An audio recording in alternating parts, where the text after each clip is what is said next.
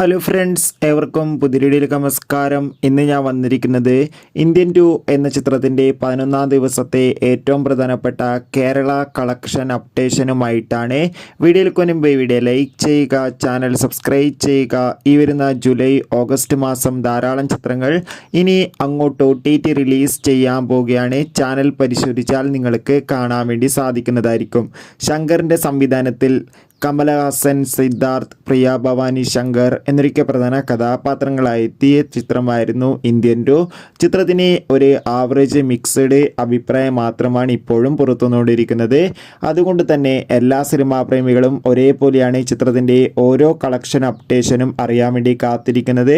ചിത്രത്തിന് average booking ആയതുകൊണ്ട് തന്നെ 10 ലക്ഷത്തിന് താഴെ മാത്രം 11ാം ദിവസം കേരളത്തിൽ നിന്ന് കളക്ഷൻ ലഭിക്കുമെന്നാണ് ട്രാക്കിംഗ് റിപ്പോർട്ടുകൾ സൂചിപ്പിക്കുന്നത്.